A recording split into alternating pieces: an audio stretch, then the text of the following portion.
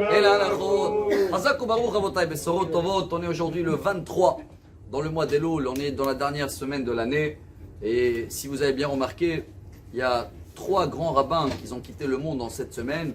Et je pense qu'ils nous ont laissé un grand message qui est lié à la fin de l'année.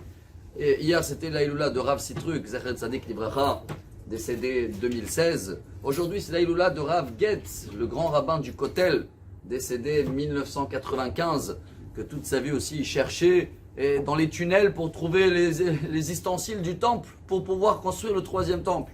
Et demain, ce soir et demain, l'Aïloula du Hafetz Chaim, Rabbi Israël Meir Cohen de Radin, décédé 1933, juste avant la guerre, la Shoah. Et il y a un très beau message. Et je crois qu'il est vraiment important pour nous, surtout pour tous ceux-là qui pensent sur quoi je dois m'excuser ou qu'est-ce que je peux changer pour l'année prochaine. Le Rav Sitruk, toute sa vie, tout le message, c'était se battre que la Torah, elle est tellement belle, elle est tellement bonne, elle est accessible à tout le monde. Et chacun qui va rentrer dedans, il va découvrir comment ça va améliorer sa vie. Le Rav Getz, il voulait que, on a tous la mission de 613 mitzvot, malgré que tant qu'il n'y a pas le temple, il nous manque une grande partie. Donc il s'est battu pour qu'on va faire tous ces mitzvot. Certains ils vont dire oui, c'est lourd. Pas du tout. Le Hafetz Chaim, il complète ce message en disant que chacun qui parle jamais du mal sur les gens, il a une vie Oev Yamim Nirotov. Il est aimé par tout le monde. Il aime les journées parce qu'il n'est jamais négatif avec les gens, donc tout le monde l'aime. Donc le message commun pour ces 3-là, et je trouve qu'il est très beau, c'est en fin de compte la paracha de cette semaine.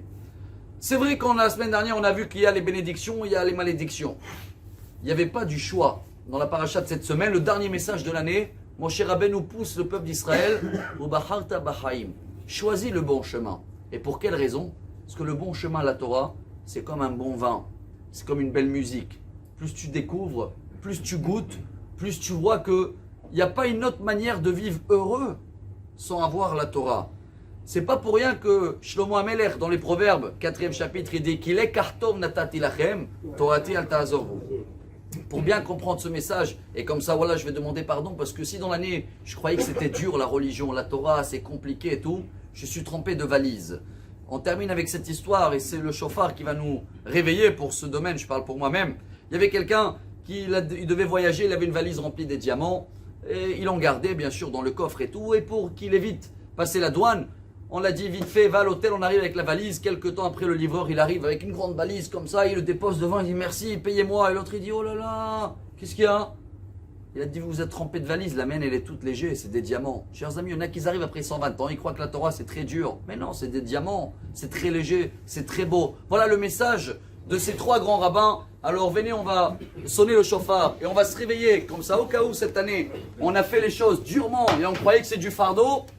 On va peut-être pour l'année prochaine choisir mieux comprendre que la Torah, c'est le goût de la vie. Bonne journée.